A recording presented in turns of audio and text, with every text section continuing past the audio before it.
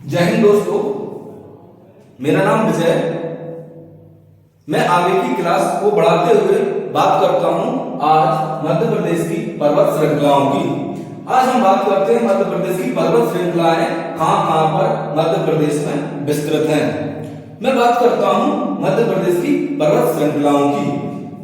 ठीक है, यहां पर मध्य प्रदेश के उत्तर में गोपालचल पर्वत श्रेणी स्थित है। कौन सी? गोपालचल पर्वत श्रेणी। मैं बात करता हूं ये गोपालचल पर्वत श्रेणी है, इसी पर ग्वालियर में ग्वालियर का किला अवस्थित है। कौन सा? ग्वालियर का किला किस पर अवस्थित है? गोपालचल पर्वत श्रेणी पर। मैं बात करता हूं विंध्याचल पर्वत श्रेणी की। कौन सी? ये विंध्याचल पर्वत श्रेणी। विंध्याचल पर्वत श्रेणी को हम 3 भागों में विभाजित करके पढ़ते हैं। कितने भागों में? 3 भागों में। ठीक है दोस्तों, इसको कहते हैं विंध्याचल। ठीक है ना, इसको क्या कहते हैं? विंध्याचल। ठीक है, इसको विंध्याचल कहते हैं, इसको भांडेर कहते हैं, इसको भांडेर कहते हैं और इसको कैमूर कहते हैं। विंध्याचल, भांडेर, कैमूर। ठीक है, वहीं इसके पश्चिम में ये यहां पर सिगार की चोटी अवस्थित है। क्या? सिगार की चोटी।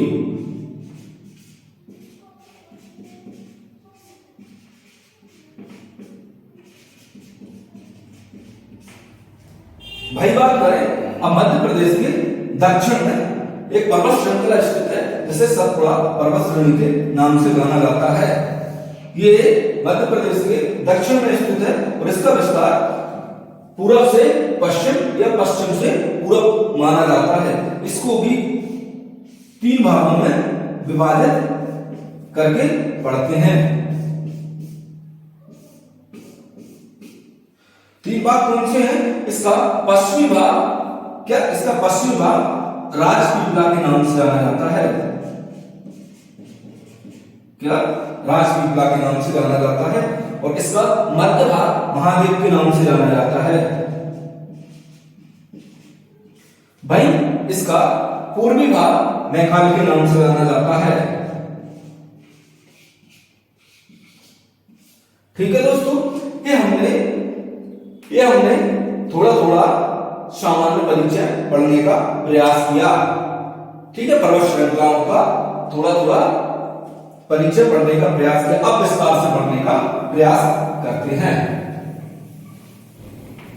यानी कौन सी पर्वत श्रेणी कहां पर स्थित है, ये मैं अपने जानने का प्रयास किया। अब विस्तार से पढ़ते हैं।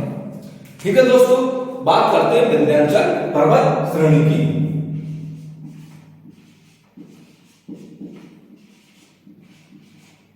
विंध्याचल पर्वत श्रेणी। विंध्याचल पर्वत श्रेणी 3 भागों में विभाजित है। अभी हमने बात की थी कितने में? 3 भागों में विंध्याचल पर्वत श्रेणी। एक तो विंध्याचल,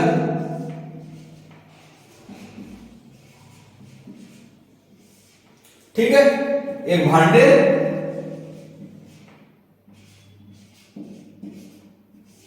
ठीक है, विंध्याचल, भांडेर और कैमूर।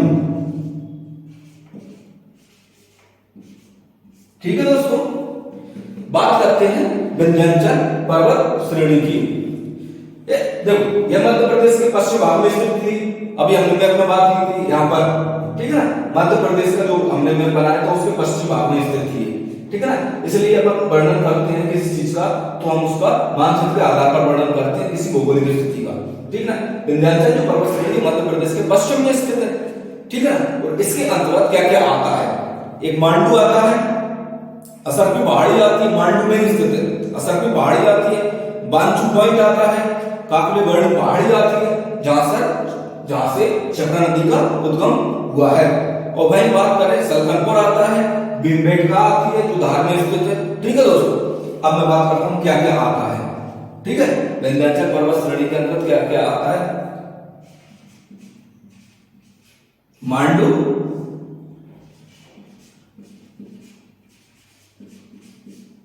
असरपी पहाड़ी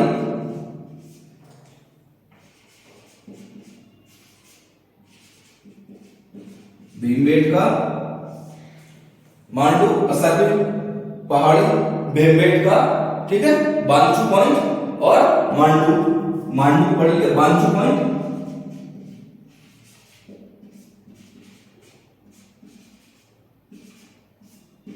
बांचू पॉइंट, ठीक है,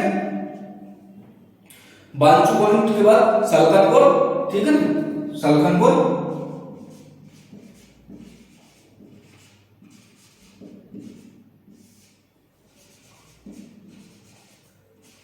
काकरी वर्डी पहाड़ी, ठीक है, मांडू असरपी पहाड़ी भीमबेटका बांचू पॉइंट सलकनपुर और काकरीवर्डी पहाड़ी, ठीक है दोस्तों। बात करें भांडेर की, इसकी भांडेर की बात करें, ये विंध्याचल, ये जो विंध्याचल जो पर्वत श्रेणी इसके मध्य में स्थित है, ठीक है दोस्तों, ये मध्य में स्थित है, ठीक है ना। इस श्रेणी के अंतर्गत सद्भावना चोटी आती है, कौन सी, सद्भावना, ठीक है ना दोस्तों, या फिर इसे गुड़गिल के नाम से भी जाना जाता है, कौन सी, इसके अंतर्गत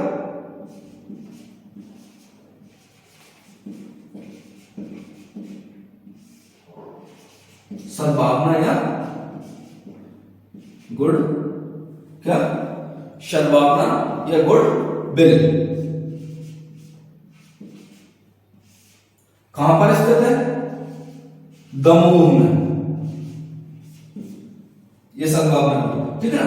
इसकी ऊंचाई कितनी है, 752 मीटर, ठीक है, 752 मीटर ऊंची, ठीक है। बात करते हैं कैमूर की, कैमूर ये विंध्याचल का पूर्वी भाग है, यानी विंध्याचल पर्वत श्रेणी इसका पूर्वी भाग है, ठीक है ना। इसके अंतर्गत त्रिकुटा पर्वत स्थित है, ठीक है ना, जो अभी हमने क्या पढ़ा था कि मैयर में स्थित त्रिकुटा पर्वत, ठीक है ना, जो मैयर शारदा माता का मंदिर है मैयर में, जो त्रिकुटा पर्वत के ऊपर ही स्थित है, ठीक है ना।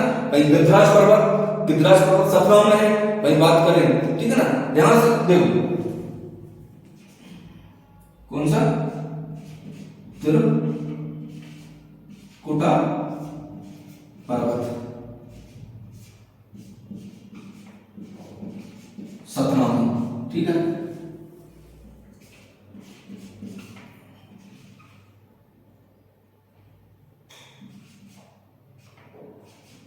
गिद्धराज पर्वत क्या, गिद्धराज पर्वत कहां पर, ये सतना में है, गिद्धराज पर्वत सतना में है, और त्रिकुटा पर्वत कहां, क्या, गिद्धराज पर्वत कहां है, गिद्धराज पर्वत कहां है, सतना में है, त्रिकुटा पर्वत मैयर में, ठीक है, त्रिकुटा पर्वत मैयर में, गिद्धराज पर्वत सतना में स्थित है, ठीक है। मैं बात करूं, ये जो क्या बोलते हैं, कैन नदी का उद्गम स्थल भी है, ठीक है ना, ये कैमूर, क्या, कैमूर जो श्रेणी है ना, पर्वत श्रेणी, यहां से कौन सी नदी निकलती है, कैन नदी उद्गम, ठीक है, कौन सी, कैन नदी का, कैन नदी का, ठीक है ना, कैन नदी का उद्गम स्थल है, ठीक है ना। कैमूर श्रेणी, ठीक है ना, कैमूर श्रेणी है ना, ये कैमूर श्रेणी यमुना और सोन के मध्य जलवाजक का कार्य करती है, क्या, जो कैमूर श्रेणी है ना, जो कैमूर श्रेणी है ना, यमुना और सोन, क्या, यमुना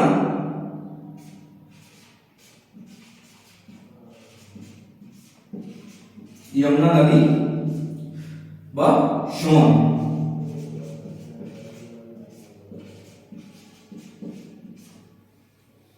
के मध्य जल वाजक का कार्य करती है, क्या करती है, जल वाजक का कार्य, ये जल वाजक का कार्य करती है, यानी यमुना नदी और सोन नदी के मध्य में स्थित है, ठीक है ना, क्या, कैमूर जो पर्वत श्रेणी है ना, यमुना नदी और सोन नदी के मध्य में स्थित है, ठीक है। क्योंकि यमुना नदी का यमुनोत्री ग्लेशियर से इसका उद्गम होता है उत्तर प्रदेश से सीधे जाते हुए उसके पूर्व में जाते हुए और काम बंगाल की खाड़ी में मिल जाती है। वहीं सोन नदी यहाँ अमरकंटक से निकलकर उत्तर में शहडोल से होते हुए जाकर के इसमें डायरेक्ट कौन सी नदी में मिल जाती है, उसमें क्या बोलते हैं, गंगा नदी मिल जाती है। ठीक है ना, उत्तर से मिलने वाली एकमात्र नदी कौन सी है, सोन नदी। ठीक है ना, महत्वपूर्ण नदी है जो गंगा नदी में मिल जाती है। ठीक है, कैमूर नदी कैमूर पर्वत श्रेणी की बात कर ली हमने क्योंकि जलवायु का कार्य करता है कैमूर पर्वत श्रेणी यमुना और सोन नदी के मध्य। ठीक है, अब आगे की बात करें सतपुड़ा पर्वत श्रेणी की। ठीक है ना, इसको उतार लेना दोस्तों, अच्छी तरीके से याद कर लेना, याद करने का प्रयास करना। ठीक है,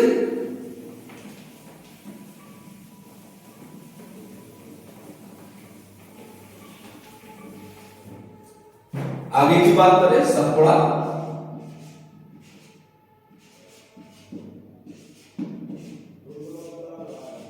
पर्वत श्रेणी। ठीक है, सतपुड़ा पर्वत श्रेणी को 3 भागों में विभाजित किया जाता है। कितने भागों में, 3 भागों में। राजपीपला, ठीक है, राजपीपला, महादेव,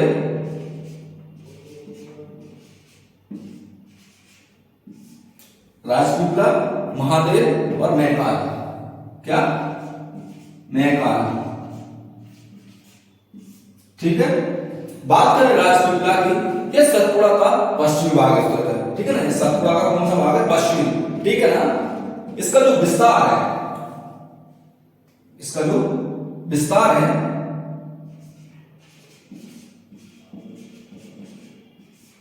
कहां है, मध्य प्रदेश प्लस, अब पश्चिम में सोचो कौन सा राज्य होगा, कौन सा राज्य होगा, गुजरात। ठीक है ना, कहां, गुजरात। विस्तार कहां है, मध्य प्रदेश व गुजरात के मध्य। ठीक है ना, इसका विस्तार मध्य प्रदेश और गुजरात में स्थित है, जिसके कहते हैं बुरहानपुर में स्थित है। ठीक है ना, राजपीपला श्रेणी इसलिए बुरहानपुर मध्य प्रदेश और गुजरात की सीमा पर स्थित है। ठीक है ना, इसलिए इसे इसका विस्तार माना जाता है मध्य प्रदेश और गुजरात के मध्य। ठीक है ना, वही बात करें इसके अंदर बड़वानी हिल्स आती है। कौन सी, बड़वानी हिल्स आती है, असीगढ़ हिल्स आती है और कौन सी आती है, ग्वालगढ़ हिल्स। क्या क्या आती है इसके अंतर्गत, क्या क्या आती है, बड़वानी,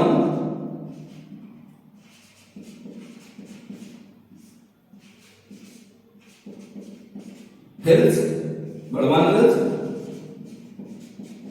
असीगढ़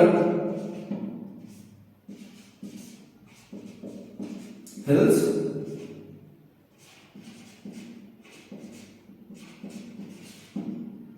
ग्वालगढ़ हिल्स।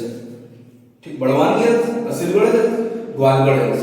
ठीक है भाई, बात करें जो राजपीपला श्रेणी है, क्या राजपीपला श्रेणी की सर्वोच्च चोटी कौन सी है, चूलगिरी। चोटी कौन सी है, चोटी,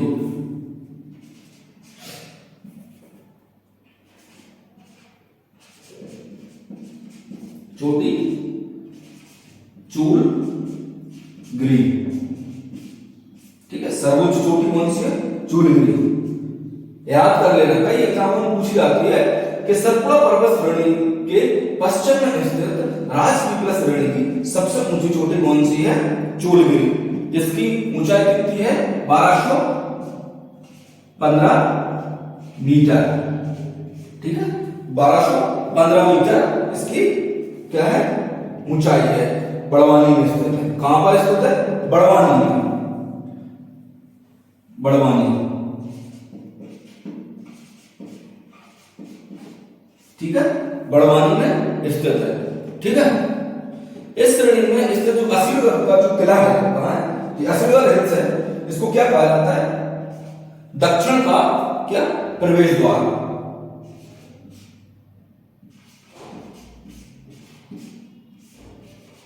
का प्रवेश द्वार। इसको दक्षिण का प्रवेश द्वार कहा जाता है, ठीक है ना। तो बात राजपूत सरणी की हो चुकी है, ठीक है ना। अब बात करते हैं महादेव की, ठीक है। किसकी बात करते हैं? महादेव। यह सब पुरा का मध्य भाग देखने में ही लग रहा है, यानी बीच में मध्य भाग, ठीक है ना। यह सब पुरा का मध्य भाग है। इसका विस्तार महाराष्ट्र और मध्य प्रदेश में स्थित है। कहां पर? विस्तार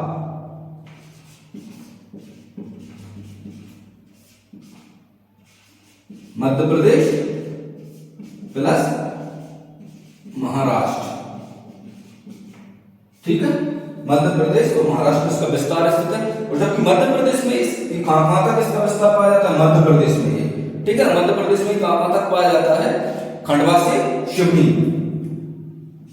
ये खंडवा है, यहां से खंडवा से शिवनी तक, ठीक है। विस्तार कहां तक इसका? खंडवा से शिवनी तक, ठीक है ना। महादेव श्रेणी का बात करें आगे की, इसके जो अंतर्गत कुछ चोटियां आती हैं, उसके अंतर्गत महादेव पर्वत श्रेणी के अंतर्गत धूपगढ़, पचमढ़ी, चौरागढ़, क्या? धूपगढ़, पचमढ़ी, चौरागढ़, नंदीगढ़ और कालीगीत, ठीक है ना। चोटी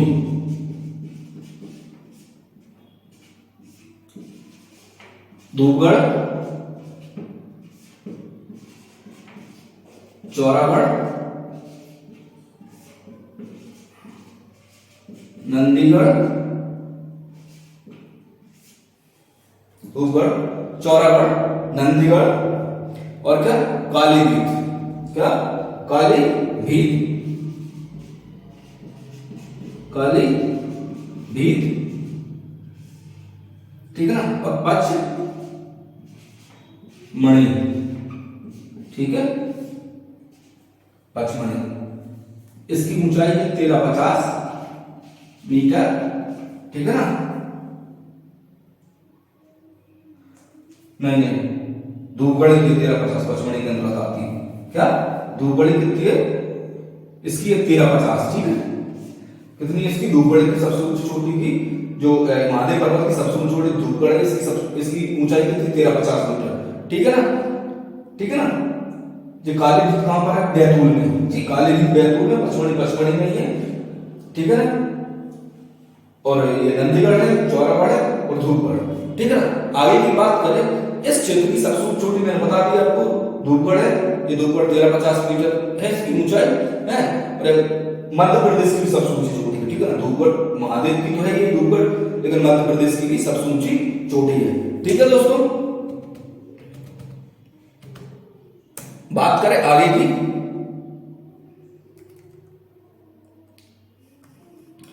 मेघाल पर्वत श्रेणी, किसकी?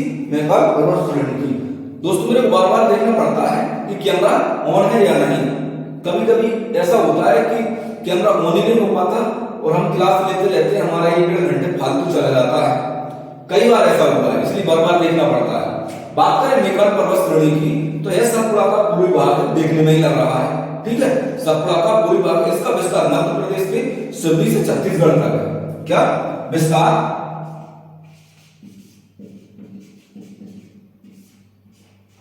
मध्य प्रदेश प्लस छत्तीसगढ़।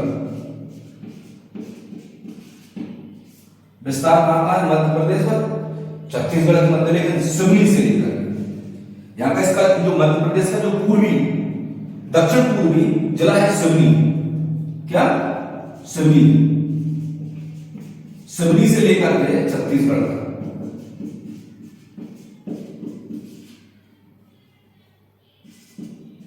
ठीक है। आगे की बात करें, इसके जो पूर्वी, हाँ एक क्वेश्चन पूछा जाता है कि सतपुड़ा पर्वत श्रेणी का भाई कौन सा भाग है जो मेघाल पर्वत श्रेणी के अंतर्गत आता है? वह अर्धचंद्रा का है। कौन सा भाग है? मेघाल पर्वत श्रेणी का, ठीक है। सतपुड़ा पर्वत श्रेणी का जो मेघाल पर्वत श्रेणी, मेघाल श्रेणी है, सतपुड़ा पर्वत श्रेणी की जो मेघाल श्रेणी है अर्धचंद्राकार, कैसी है? अर्धचंद्राकार है। जैसे कि मैं बात करूं मध्य प्रदेश की, तो ये मध्य प्रदेश में ऐसी इस तरीके की बनी हुई आकृति, इस तरह की, आधा चंद्रमा के समान, अर्धचंद्राकार। ठीक है, कैसी? अर्धचंद्राकार, ऐसी बनी हुई है इसकी आकृति। ठीक है, इसलिए इसको अर्धचंद्राकार कहा जाता है। कैसी है इसकी पूर्वी सीमा? पूर्वी सीमा अर्धचंद्राकार।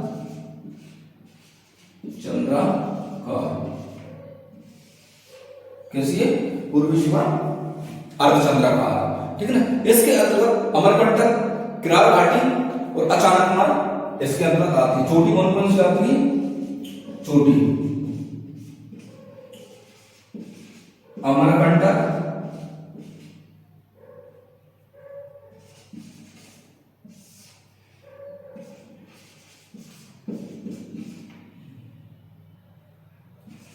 किरार घाटी, अमरकंटक, किरार घाटी और अचानकमार। अचानकमार। ठीक है, कौन कौन सी आती है इसके अंदर? चोटियां, अमरकंटक, किरार घाटी और अचानकमार। ठीक है दोस्तों, और ये मैकाल की सर्वोच्च चोटी है। कौन सी? मैकाल पर्वत श्रेणी की सबसे ऊंची चोटी कौन सी? अमरकंटक। सबसे ऊंची चोटी कौन सी है? अमरकंटक। ठीक है, मैकाल पर्वत श्रेणी की सबसे ऊंची चोटी कौन सी है? अमरकंटक। ठीक है दोस्तों, अमरकंटक। अब देखो, अब हमने बात की थी कई, अब हम महत्वपूर्ण तथ्यों की बात करते हैं। इसके अंदर कौन कौन से तथ्य आते हैं? ठीक है, महत्वपूर्ण तथ्य यानी चोटियों के बारे में।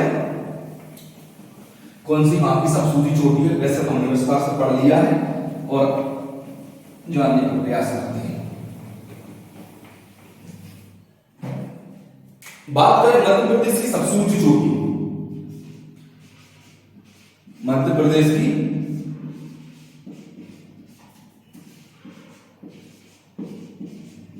सबसे ऊंची चोटी कौन सी है? धूपगढ़। ठीक है, 1350 मीटर। ठीक है, मध्य प्रदेश की सबसे ऊंची चोटी कौन सी है? धूपगढ़। ठीक है ना भाई। सतपुड़ा पर्वत की सबसे ऊंची चोटी क्या? सतपुड़ा पर्वत की सबसे ऊंची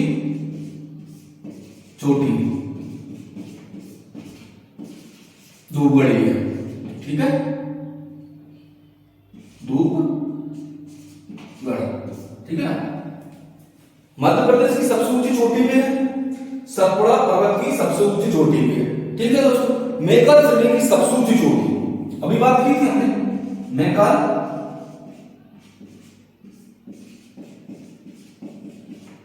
श्रेणी की सबसे ऊंची चोटी कौन सी है? अमरकंटक।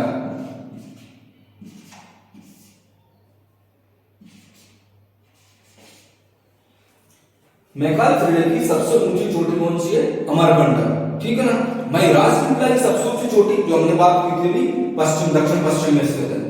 राजपीपला यानी काय की राजपीपला की सबसे ऊंची चोटी कौन सी? चूलगिरी। राजपीपला की सबसे ऊंची चोटी, राजपीपला की सबसे ऊंची चोटी कौन सी है?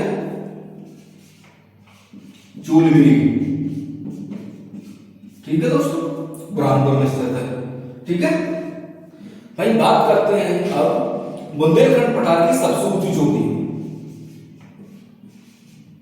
बुंदेलखंड पठार की सबसे ऊंची चोटी सिद्ध बाबा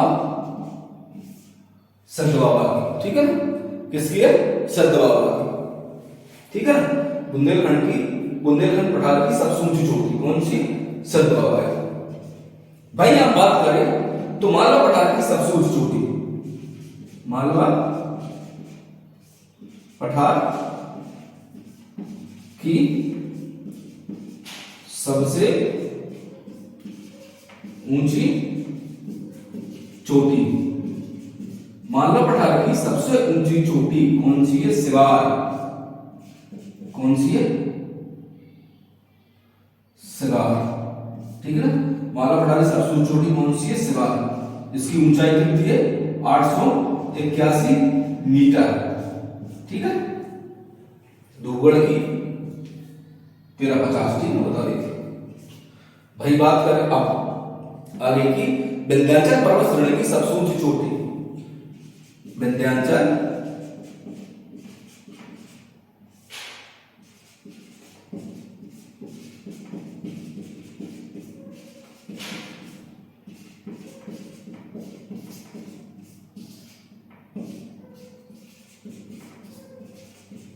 विंध्याचल पर्वत श्रेणी की सबसे ऊंची चोटी कौन सी है, कौन सी है, विंध्याचल पर्वत श्रेणी की सबसे ऊंची चोटी कौन सी है, सद्भावना या गुडविल, कौन सी, सद्भावना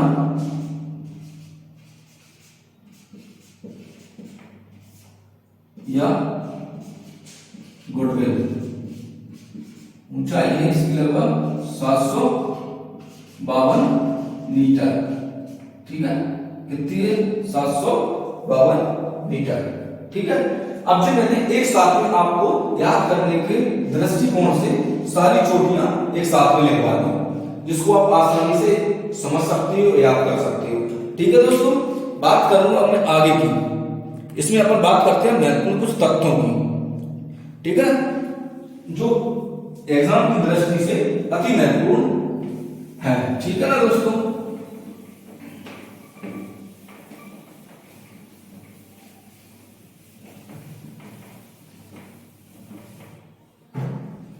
किनकी,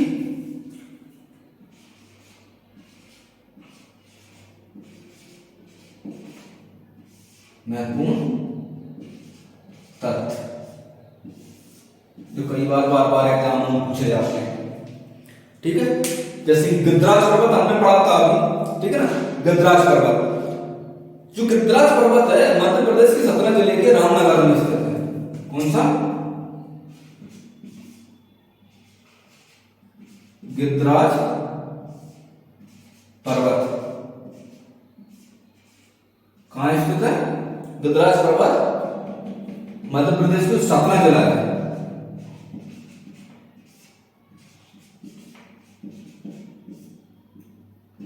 कैसी, रामनगर,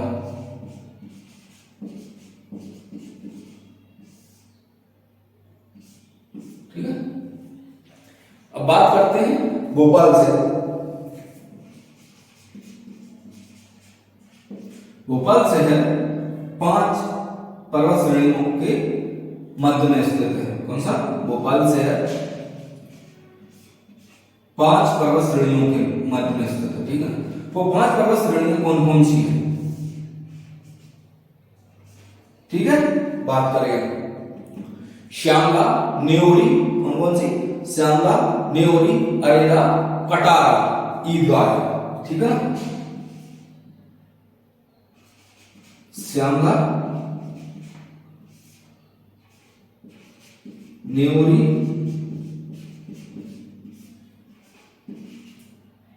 ईदगाह, कटारा, श्यामला, न्योरी, ईदगाह, कटारा, और एक और कौन सी है, अरेरा, अरेरा, ठीक है ना, अरेरा। भोपाल के पर्वत श्रेणियों के मध्य में स्थित है श्यामला, न्योरी, ईदगाह, कटारा, अरेरा, ठीक है। अब भाई बात करें अपन कि मालवा की जो उच्चतम चोटी है, जो सिगार की चोटी, मैंने आपको बताया था सिगार की चोटी वो इंदौर में स्थित है, जिसकी ऊंचाई बताई 881 मीटर, ठीक है ना। कहां पर स्थित है? इंदौर में सिगार की चोटी। भाई मध्य प्रदेश की सबसे ऊंची चोटी धूपगढ़ ने बताई थी आपको कि 1350 मीटर है, जो कि पचमढ़ी के होशंगाबाद में स्थित है, ठीक है। वही बात करें जो अब बात करते हैं लांजी हिल्स, किसकी? लांजी हिल्स।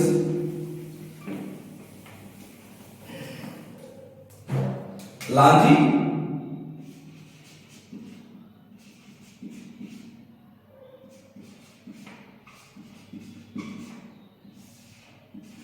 लांजी हिल्स, ठीक है ना। लांजी हिल्स कहां स्थित है? बालाघाट, ठीक है। वही बात करें आप किसकी? किसकी? लमहेटा, क्या? लमहेटा हिल्स की। लमहेटा हिल्स, क्या? लमहेटा हिल्स कहां पर स्थित है? जबलपुर में। जबलपुर, लमहेटा हिल्स जबलपुर में स्थित है। आगे की बात करें जो गोपालचल पर्वत है ना, ग्वालियर में स्थित है, ठीक है ना। मैंने बताया था आपको गोपालचल ग्वालियर में।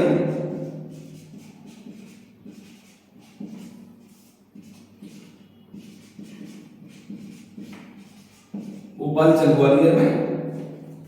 भाई आगे की बात करते हैं जो मेघालय रेंज में सर्वाधिक खनिज मिलते हैं, क्योंकि जो मध्य प्रदेश के दक्षिण, किसमें? मध्य प्रदेश के दक्षिण पूर्व में स्थित थी, जो अभी हमने बात की थी अर्धचंद्राकार पर्वत श्रेणी की, इसमें सर्वाधिक खनिज पाए जाते हैं। बात करें तांबा की, ठीक है, बात करें तांबा 10, ठीक है ना, और कोयला आदि महत्वपूर्ण खनिज पाए जाते हैं। और भी पाए जाते हैं, बहुत सारे खनिज पाए जाते हैं, ठीक है ना। खनिज की दृष्टि से अति महत्वपूर्ण माना जाता है किसको? मेघालय रेंज को। किसको? मेघालय रेंज।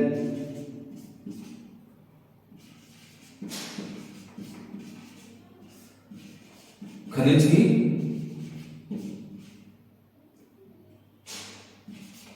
दृष्टि से परिपूर्ण, ठीक है। खनिज की दृष्टि से परिपूर्ण, ठीक है। कौन सी? मेघालय रेंज। बात करें त्रिकुटा पर्वत, मैंने आपको बता ही दिया था कि त्रिकुटा पर्वत मैहर में स्थित है। कहां पर? त्रिकुटा पर्वत कहां पर स्थित है? मैहर में, ठीक है ना। यहाँ पर शारदा माता का मंदिर स्थित है। त्रिकुटा पर्वत पर शारदा माता का मंदिर स्थित है। बात करें भारत के राष्ट्रगान में मध्य प्रदेश के जो विंध्याचल जो पर्वत श्रेणी है ना, कौन सी? विंध्याचल पर्वत श्रेणी पड़ी थी, अपने मध्य में स्थित है। इसके 3 भाग थे। कौन सी? विंध्याचल पर्वत श्रेणी। जो विंध्याचल पर्वत श्रेणी है मध्य प्रदेश के, तो भारत के राष्ट्रीय गान में इसका वर्णन है। किसमें? भारत के राष्ट्रीय गान में वर्णन। भारत के राष्ट्रीय गान में किसका वर्णन है? विंध्याचल पर्वत श्रेणी का, ठीक है। आगे की बात करें तो जो विंध्याचल पर्वत श्रेणी में क्या चूना पत्थर के अधिक भंडार पाए जाते हैं? इसमें विंध्याचल जो पर्वत श्रेणी है ना, इसमें चूना पत्थर के सर्वाधिक क्या पाए जाते हैं? भंडार पाए जाते हैं। यहीं से सर्वाधिक चूना और क्या सीमेंट उत्पादित किया जाता है, ठीक है ना। यहाँ पर कई प्रकार की सीमेंट फैक्ट्रियां भी उपस्थित हैं, ठीक है दोस्तों। हमने बात कर ली अति महत्वपूर्ण तथ्यों की। दोस्तों आज की क्लास हम यहीं पर समाप्त करते हैं।